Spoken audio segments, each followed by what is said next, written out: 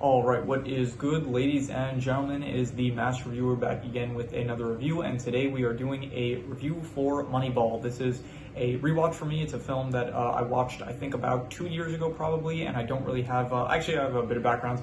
I do actually have a baseball in my room that I usually, well, a lot of the times when I'm watching movies, I end up like using it to keep my hands busy because sometimes I have nothing to do. Like sometimes just I want something to do with my hands when I'm watching a movie. It's kind of like a fidget toy for me. So yeah. So other than that, I never really played baseball. I did play a lot of softball when I was younger, and I do have a lot of relatives that they are big baseball fans. And so I have like this one. My grandma's sister's husband, he's like a real big baseball fan, so he has like a bunch of like signed posters, I'm pretty sure, and he actually has like I think from like a famous baseball stadium, he does have like the actual chairs from a famous baseball stadium. So but other than that, I don't really have any background when it comes to baseball.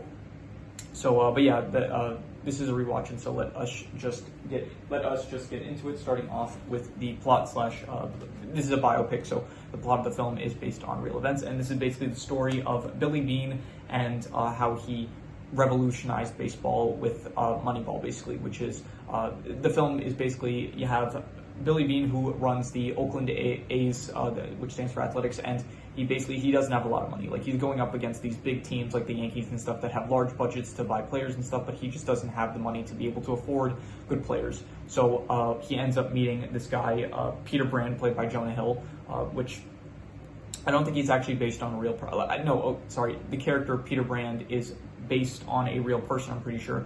Billy Beane was an actual person that existed. Maybe he still exists. I don't know if he's alive still, but Peter Brand was not a real person that existed. But he is based on someone that actually existed. So Peter basically tells Billy about this this strategy that he thinks if was implemented would lead to like great success in baseball, where basically you overlook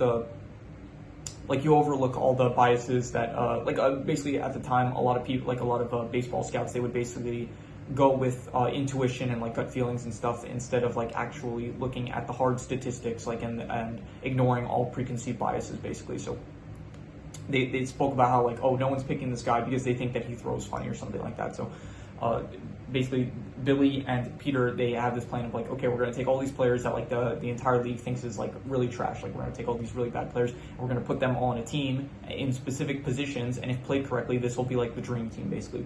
And so they do that, and then it starts off like not good, and the entire league is saying like, what are these guys doing? This is like a horrible idea. This is going to lead to nothing but failure. And even like the coach of the team, which is Art Howe, he's basically saying like, what are you doing? You're killing this team and stuff. And it's like everyone is against them, but then they're like, no, we're going to stick to this. Like, if this fails, like it'll fail spectacularly, something like that. So but then it starts working out. The actual the team starts winning and stuff, and eventually they end up getting this 20 win long streak, which apparently it's kind of confusing because it's like apparently it's the longest consecutive win in I think like the American League, but then in the actual MLB, which is Major League Baseball, which I think is the National League, apparently that's a different league than the American League. I don't really know why, but so apparently 20 wins is the longest consecutive win in the American League, because I looked it up. Like, I wanted to like actually fact check some of this stuff. So apparently the longest current like consecutive baseball winning streak, I think it was like by the Yankees in 1917, something like that. So it's kind of like confusing about like some of the things that they say. So it's like the announcer ends up saying like, oh, in 103 years we haven't seen like a team with this many consecutive wins. And like I looked it up, and it's like in 1917, which was less than 103 years ago, it's like I'm pretty sure the Yankees got like a 26 win streak. So it's like a bit confusing in that aspect, but whatever. So the end of the film is basically that the Oakland A's, they end up getting this 20 consecutive win streak, but sadly they do fail to win the championship. I think it is. I'm pretty sure they say it's like the final game of the season, which I'm pretty sure that's the World Series. So I think when they refer to that, they're referring to the World Series. So and then Billy, he gets offered like a large amount of money. Like they say at the end of the film, it's like $12.5 million in order to be the general manager for, I think, the Boston team. And he ends up rejecting the offer because to be honest, I don't really know why. He said like, I think it's because he wanted to get a win with the Oakland A's, like because I don't know, like it'll mean more to him or something. So anyway, so that is the plot slash like bio, like basically it's the plot of the film, and it's based on like actual, like it's a biopic, so it's based on actual events that happened. And I would say that the The plot, it is very between like I think very good. I'll say like a 7.5. I think that the plot was very good. It was entertaining. It's very much like an underdog story, which they're usually very entertaining to watch. And I would say that this one is a very classic, fun, interesting underdog story that is like pretty unique. It is like with a baseball setting, and it is. It's not like the classic underdog story of like a team that's like not good and then they end up like turning into like the best team or something like that. It's like it's very much it really baseball. It's like kind of like the background of it, and the actual thing is like the team itself rather than the actual game of baseball. It's like it very much focuses on just like the more statistical business side of like actually creating the team rather than the actual game itself. So I do appreciate that. It is.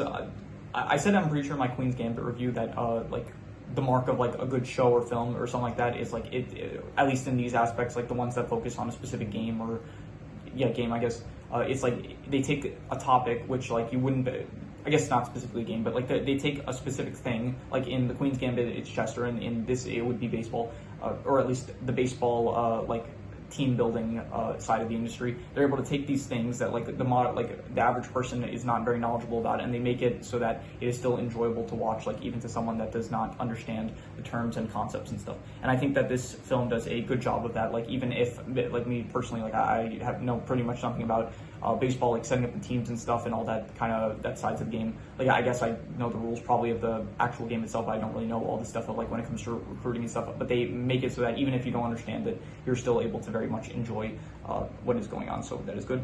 In terms of the characters, the only two main characters really are Billy Beane and Peter Brand, played by Brad Pitt and Jonah Hill. Brad Pitt, I think, is a great actor. Loved him in.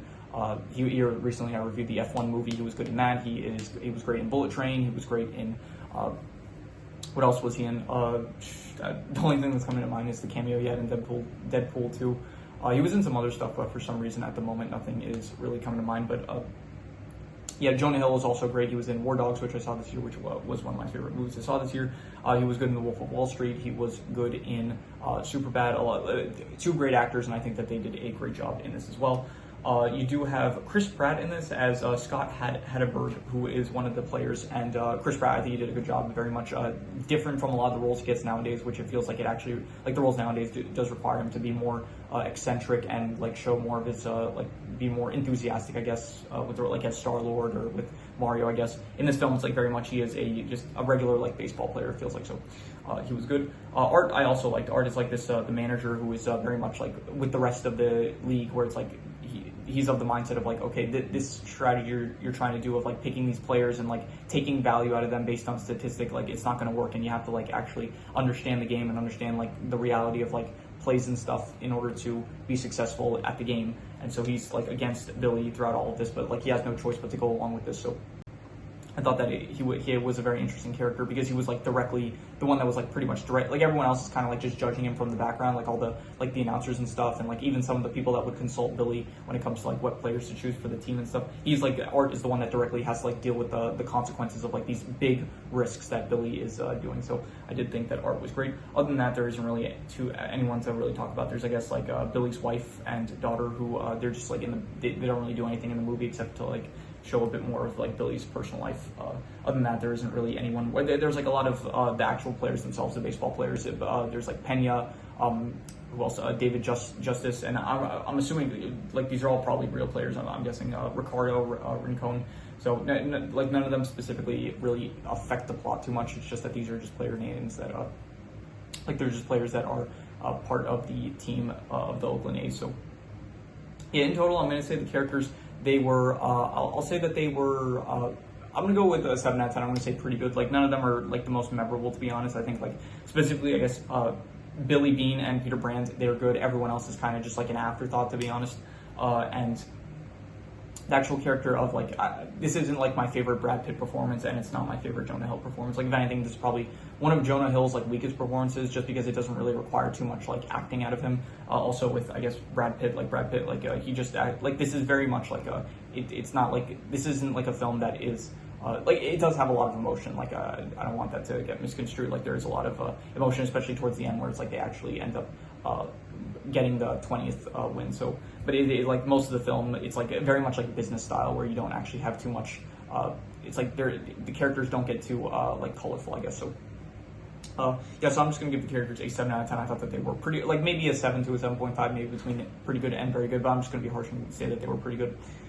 In terms of the settings, this all takes place in like baseball stadiums, I guess, like where the actual games take place, on like these areas that of, I guess, the home of the Oakland A's, where it's like the I don't know how to describe it, but I guess like the place inside that, not the stadium itself, but like at the stadium where the managers, I guess, like the area where the managers kind of work and do whatever it is that they do. So like business offices, kind of, I guess you could say, for baseball leagues. So it's all like I would give it.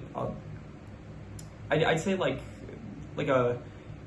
I'll go like a 6 out of 10. I guess it's. I think the baseball stadiums are probably better than the business areas. The business areas are kind of boring, but the actual stadiums, I will say, I'll give it like a 6 out of 10. I'll say it's like above average in settings, but it's not like the most. It's definitely not the most interesting, to be honest. So, in terms of the drama, I will give the drama a.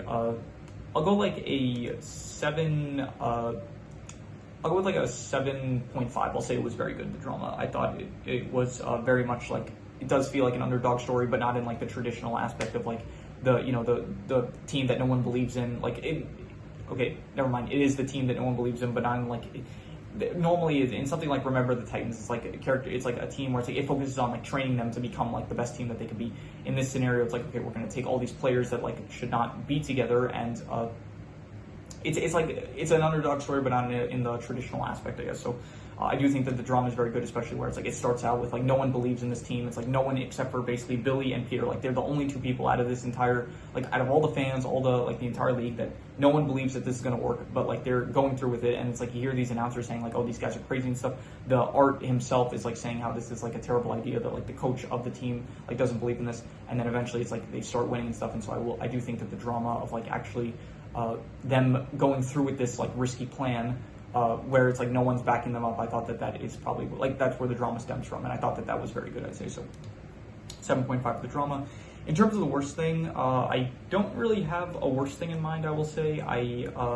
Yeah, nothing really comes to mind when I think about the worst thing, so I'm just going to reuse the low score, which was the settings. I guess like if I had to think of, this isn't the worst thing I would say, but like some stuff that I didn't really appreciate. Like it does feel the entire thing of it is kind of like it very much is like it has a theme of like statistics like are better than, I guess, emotions and stuff. But I think that it makes sense in terms of like baseball, but also like in terms of like other kinds of if this was like a different movie, I would think that the theme is not really the best. Like it's not always the best to just go with statistics over like emotions and stuff. So I think like in terms of like sports, I guess it does make sense, but it doesn't really like I don't think that's like the best theme for people of like, oh, you should just pick based on statistics instead of like emotions and like how you like they're like it's a theme that makes sense for this movie. It's just it's not like I thought about it, like it feels kind of like, I don't know, just not the most humane theme, I guess, for, but I guess it works in terms of like it's not, that's not really the theme of